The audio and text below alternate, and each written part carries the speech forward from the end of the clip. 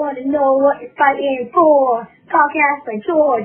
Podcast for George. Podcast for George. Podcast for George. Podcast for George. Oh, yeah.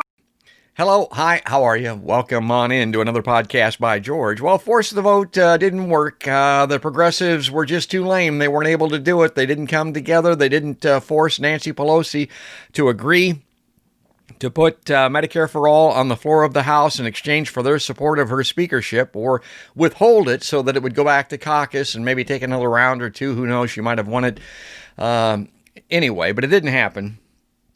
And I wanted to talk a little bit during this episode about why it's not happening, why Medicare for All, why Medicare is never going to happen, in my opinion, with our current economic setup in this country, certainly, but with our current politics as well. So let's take a look at the two parties here. The Republicans, why don't they support Medicare for All? Why won't they vote for it? My wife wants to make sure that I pick on these folks a lot, and the Republicans share the bulk of the blame for this because they're always going to be a hindrance to this, and this is why.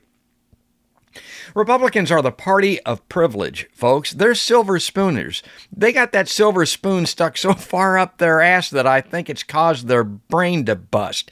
They absolutely cannot understand and cannot see that the only reason that they have what they have, that they want to hang on to, is because they were born with it. They'll tell you, oh, yeah, I worked hard. I really earn and deserve what I've gotten. Yeah, okay. If you grew up on a cul-de-sac instead of a shotgun shack, I don't care what you've got. You don't understand how privilege in this country works. The Republicans, they support big business, their lobbyists, and their donors. They believe that you take care of the top and that all of us poor people at the bottom will benefit eventually, and screw you. That's the Republican Party.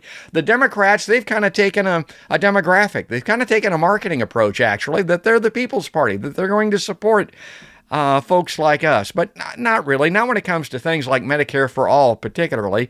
They are part of this pro wrestling match that is American politics that Matt Taibbi talked about on my podcast here just a few weeks ago. It's the same actors, basically. They're not wrestlers, they're actors, and they're working for the same promoter that's providing the money, that's providing the corporate support for these political parties. They're working for the same interests, mostly, folks, and we're the only ones that are kind of the dumb fans at ringside that can't figure out that pro wrestling is fake and American politics is fake, and the move for Medicare for All is fake. And I think it was just proven today. They're not too dumb. They're in on it, folks. They don't want to provide us with Medicare for All in this country. Were you shocked when people like AOC wouldn't get behind this movement? I was initially, but then when you think about it, Cenk Uygur, Jimmy Dore took him apart on his show. My God, the Young Turks. Why wouldn't they support any kind of an effort during a pandemic to get Medicare for All immediately? Well, here's the deal. I think those people, particularly if they've gotten involved in this pro wrestling American politics arena, they know that our entire capitalism system in the United States is a pyramid scheme, basically. It's a Ponzi scheme, folks. It's the 1% at the top, and then it's 99% at the bottom. We're doing all the work. The fruits of our labor go to the top. And how in the hell do they keep us doing that year after year, decade after decade in America? Well, they do it with providing private insurance through an employer. And it goes back to World War II. The vets all came back into the workforce. There was a huge recruiting effort, employers competing against one another to get these folks back in the harness, basically, to get them back to work.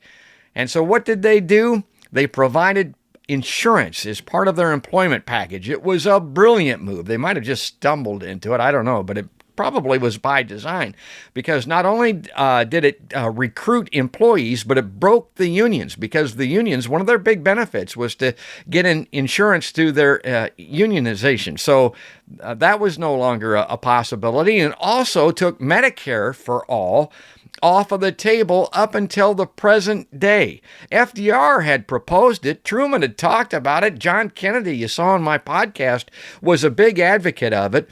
But tethering American workers to their employer with private insurance is how we got to where we're at today.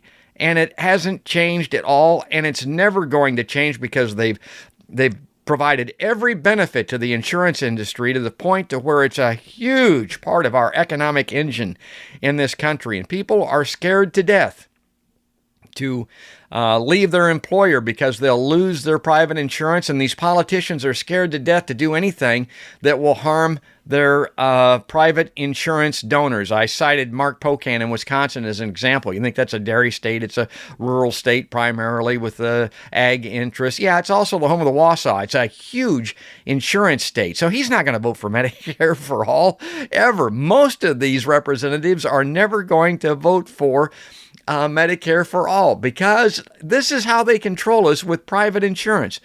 Private health care insurance via your employer in this country determines whether or not you're born to start with, because if you have insurance, you're likely to have kids. If you don't, you won't. So, I mean, that's important. It determines how many kids your parents have, whether or not they can have them paid for. It determines whether or not you live in a certain area, because that's where the employer is that provides you with that health care insurance. It will determine whether or not you get married and who you get married to. Who's got the insurance? Should we get married? Do we need to? Can you imagine? Health care insurance plays a role in that in our country. Then it will determine very significantly where you work for the balance of your life. Not only who you work for, but whether or not you'll work for someone else, or whether or not you'll be an entrepreneur, whether or not you'll be an inventor, whether or not you'll create something, because you're tethered to that insurance from your private employer, and you may not go out on your own, and us and everyone else in the world will suffer from it if you've got that great idea that never gets exercised because you're working for a private employer. It determines if you have children. It determines how many children you have. It determines how well and how healthy you live during the course of your lifetime. This little bit of time that we have on the astral plane is determined by private medical insurance. And then finally, it will determine how, where, and when you'll die. Hell, it might even determine whether or not you're cremated or buried. My God. So that's what we're up against, folks. Everybody's scratching their head and running around with their hair on fire, wondering why the squad won't vote for withholding Pelosi's speakership to get a floor vote on Medicare for all, why we can't move this ball forward with the number of Americans supporting it that we do. Well, the oligarchy, as it's called, they know this is the most powerful weapon that they have to keep us all pinned, keep us all in harness in America. Well, that's going to do it. I just wanted to put that bow on today's vote a little bit and encourage everybody to watch Podcast by George. I've been getting some nice comments on YouTube. I really appreciate that. If you're watching on YouTube, go ahead and ring the notification bell, subscribe, follow us on Twitter. You can follow us on Facebook. Obviously, we're also on all of the audio podcast platforms. Go to podcastbygeorge.com. Choose the platform that you'd like to follow us on, and you're in. You'll get each and every episode. But that's going to do it. That's going to wrap it up. That's all there is, and there ain't no more. That's another podcast by George.